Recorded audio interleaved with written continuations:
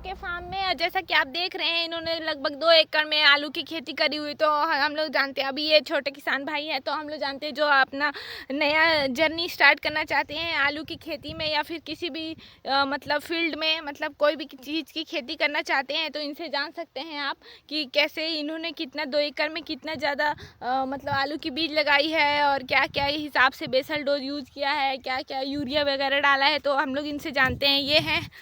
ये हैं इस फील्ड के मालिक, मतलब इन्होंने लीज में लिया हुआ है ये वाला फील्ड और इनका अपना भी बहुत ज़्यादा फील्ड है।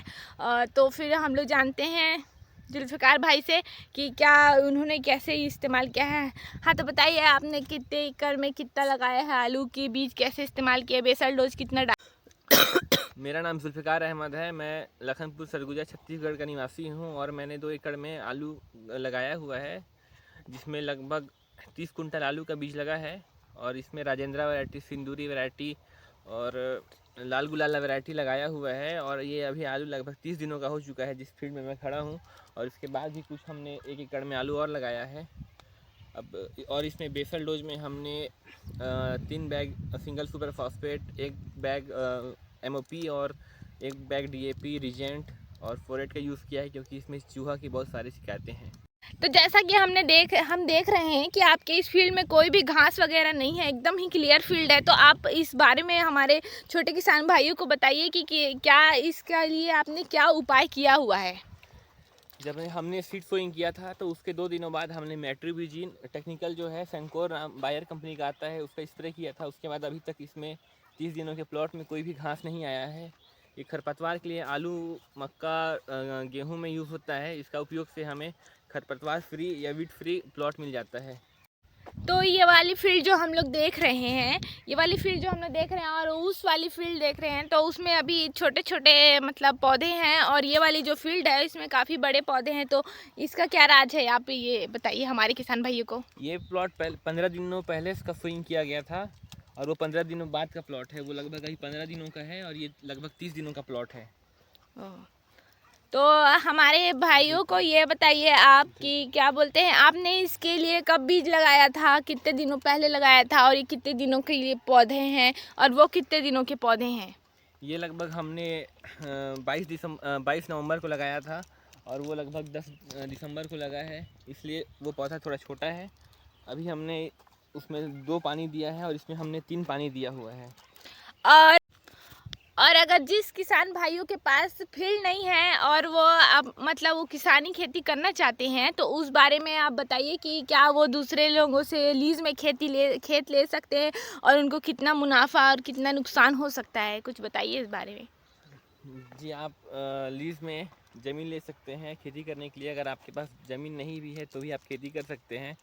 ये भी ज़मीन लीज पे लिया गया है। और भी कुछ ज़मीन है मगर मैं लीज़ पे ही लेके खेती करता हूँ। तो क्या आपके पास जो ज़मीन है आप उसमें अभी खेती नहीं कर रहे हैं और सिर्फ लीज के खेतों में आप खेती कर रहे हैं। जो मेरे पास प्लॉट है उसमें ग्राफ्टेड बैगन लगा हुआ है और उसमें और कुछ ज़मीन में अभी गर्मी का धान लगेगा और कुछ में प्याज लगेगा अभी। तो हमें अपने उस लीज वाले मतलब अपने खेत में जहाँ ग्राफ्टेड बैगन है वहाँ भी प्लीज़ ले चलिएगा, हमें हम अपने छोटे किसान भाइयों को दिखाना चाहते हैं। ओके जी, हम ज़रूर ले जाएंगे आपको उस प्लॉट में। तो अभी हम देख सकते हैं जैसे कि यहाँ ड्रिप लाइनिंग वगैरह लगी हुई है, यहाँ पे पानी मतलब पानी देने के लिए पौधों को।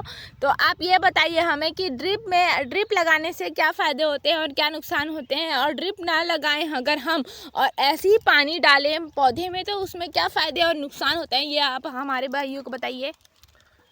ड्रिप लगाने से हमें जो इरिगेशन का कॉस्ट होता है, ड्रिप लगाने से जो हमें इरिगेशन का कॉस्ट होता है वो काफ़ी कम हो जाता है।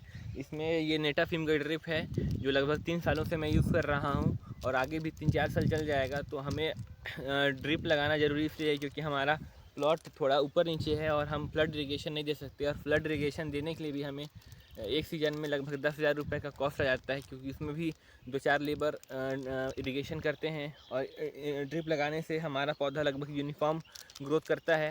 तो आप कोशिश करें कि ड्रिप में लगाएं, क्योंकि हम इसमें फर्टिगेशन भी कर सकते हैं जिससे हमारा पौधा अच्छी तरह से ग्रो करे। तो हमारे जो छोटे किसान भाई हैं जिनके पास ज़मीन अगर उपलब्ध नहीं है तो वो मतलब किसी जो खेती ना करता हो उस पे लीज पे लेकर भी आप खेती कर सकते हैं, जैसे कि हमारे ये वाले भाई ने किया हुआ है और इनकी फसल काफ़ी ज़्यादा अच्छी लग रही है। ये देखिए जहाँ तक हमारी नज़र जा रही है इनकी खेती बहुत ही अच्छी है और इन्हें देखने से लग रहा है कि मुनाफा तो इन्हें होता ही होगा। और इनके पास खुद की भी ज़मीन है जहाँ इन्होंने ग्राफ्टेड बैगन लगाया हुआ है, तो हम थोड़ी देर बाद वहाँ भी जाएंगे। हमारी इसके बाद एक वीडियो आएगी जहाँ हम आपको उनकी बैगन की खेती दिखाएंगे। तो अभी हम इनके साथ आगे चलकर देखते हैं इनकी फसल कहाँ तक है और कैसी है, और आगे हम बताते हैं आपको बेसल डोज कितना इन्होंने डाला है, यूरिया खाद कितना इन्होंने डाला है। इनसे बात करते हैं आगे हम।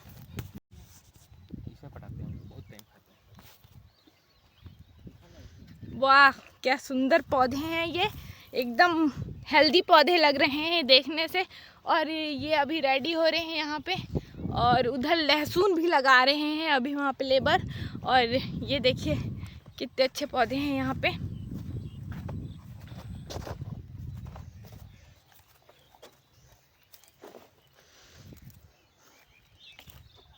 तो आप हमारे किसान भाइयों को बताइए कि ये पौधे कब तैयार होंगे, हार्वेस्ट कब होगा, और मतलब लगभग क्या दाम इसका मिल जाएगा आपको? ये लगभग अभी डेढ़ से दो महीना इसको तैयार होने में लगता है। दाम का कोई फिक्स नहीं रहता है। अगर दाम 15 रुपये से कम होगा तो हम इसे कोल्ड स्टोरेज में डालेंगे, और दाम उठने पर हम बरसात के मौसम में इसको निकालेंगे, तब हम इसे सेल कर सकते हैं। ये आलू लगाने का एक एडवांटेज है। तो हम देख पा रहे हैं कि यहाँ आलू के बीच में आपने कुछ लगाया हुआ है, छोटे छोटे नन्हे नन्हे पौधे निकल रहे हैं। तो आप ये बताइए कि ये क्या लगाया हुआ है आपने? ये हमारा इस प्लॉट में पहले 4 फीट में ड्रिप लाइन गया हुआ है, और इसमें हमें आलू 4 फीट में लगाया हुआ है। तो बीच में नालियों में कुछ स्पेस रह गया था, तो हम उससे इंटर क्रॉप के रूप में मेथी, मूली, सरसों भाजी वगैरह, चना लगाया हुआ है, ताकि हम इसे सेल कर सकें और हमें कुछ एक्स्ट्रा आमदनी हो पाए। हाँ, तो जैसा कि आप देख रहे हैं छोटे हुए किसान भाई, अगर आप लोग ऐसे खेती करना चाहते हैं तो आप अपने मतलब थोड़े बहुत और खर्चों के लिए आप बीच में भी कुछ फसल थोड़े फसल लगा सकते हैं। जैसे कि ये क्या है, ये पालक है, मूली है ये, तो आप उससे भी मुनाफा कमा सकते हैं। आलूओं के बीच में लगा के मूली है, ये उधर मेथी है और पालक वगैरह भी इन्होंने लगा रखा है।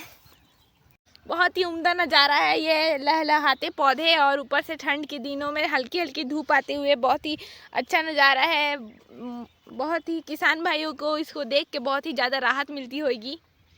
हमारे किसान भाइयों को बताइए एक अच्छे उत्पाद के लिए मतलब किन किन बातों का ध्यान रखना चाहिए, तो उन्हें थोड़ी जानकारी दीजिए जो कि थोड़ा बहुत खेती करना चाहते हैं अपने खर्ची के लिए।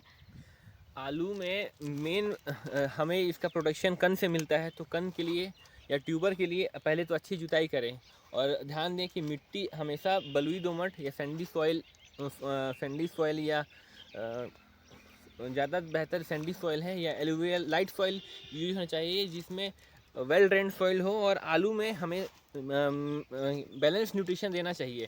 बैलेंस न्यूट्रिशन से मतलब ये है कि बहुत सारे किसान भाई यूरिया ज़्यादा डाल देते हैं और पौधा हमारा बहुत अच्छा दिखता है, मगर प्रोडक्शन के नाम पे उसमें कम आता है।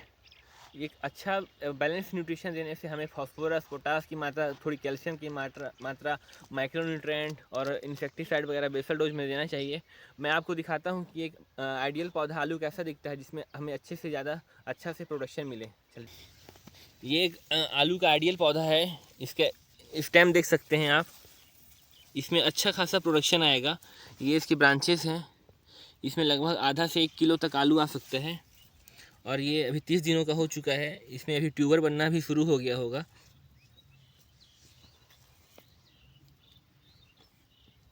ये रहा छोटा सा, ये रहे छोटे छोटे ट्यूबर।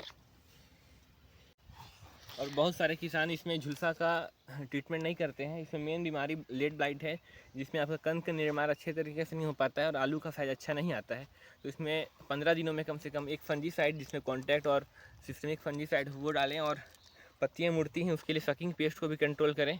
आप अगर इतने बातों का ध्यान रखेंगे और बीच बीच में टॉप ड्रेसिंग डालते रहें, जिससे आपका प्रोडक्शन अच्छा खासा आएगा।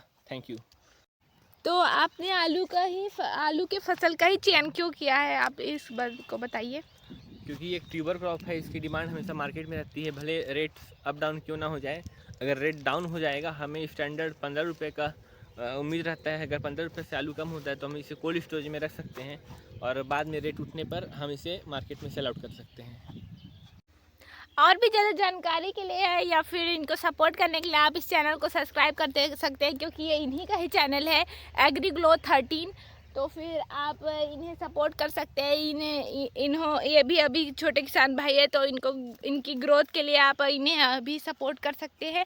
ये अपनी तरफ से पूरी कोशिश कर रहे हैं कि सक्सेस हो, और हर युवा को किसान की रेस्पेक्ट करनी चाहिए, क्योंकि उन्हीं की वजह से उनके पेट में जो अन्न जा रहा है, जो दाने जा रहे हैं, जो खाना जा रहा है, जो फूड जा रहा है, जो रेस्टोरेंट में फूड मिल रहा है, जो हर जगह पे, क्योंकि हमें अपनी ज़िंदगी चलाने के लिए खाने की ज़रूरत होती है, तो ये सब किसान लोगों की ही बदौलत हमारे पेट में जा रहा है। तो किसानों को ज़रूर सपोर्ट करें, छोटे बड़े कितने भी कोई भी लेवल के किसान हो, आप ज़रूर उन्हें सपोर्ट करें।